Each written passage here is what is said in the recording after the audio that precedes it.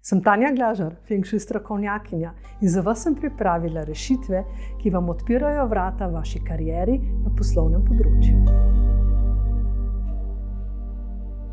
Ste se kdaj vprašali, zakaj nekateri vedno pritegnejo prave ljudi in dobijo pravi posel?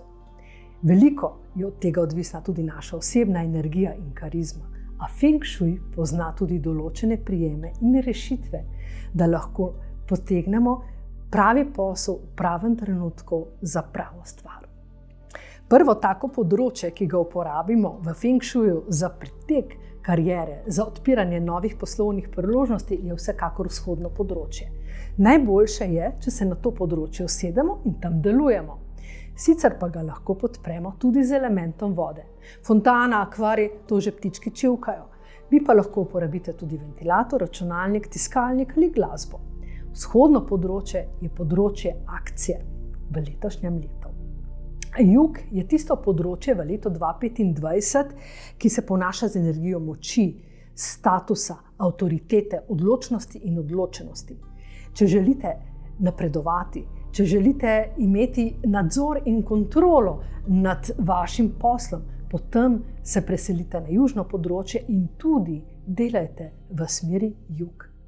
Jugovzhodno področje je tretje področje, ki je odločilno v letošnjem letu v karieri.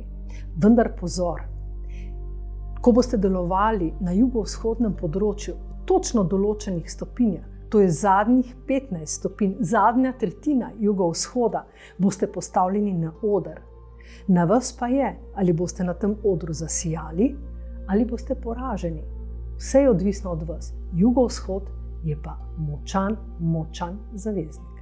Četrto področje je malenkost bolj romantično, bi rekli. Saj ga v Feng Shui imenujemo tudi roža romanc. Če želite pritegniti nove stranke, če želite povečati vašo karizmo, biti v središču družabnosti, potem delujte na področju zahoda. Postavite na to področje element vode.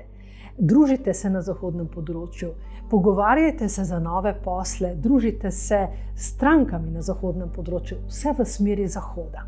Namigi, ki sem jih podelila z vami, so za napredovanje v karieri, za pridobivanje strank, za rast posla in ne nazadnje za vizijo, odločenost in odločnost. Feng Shui vam odpira mnogo vrat na poslovnem področju, a skoznje morate stopiti sami.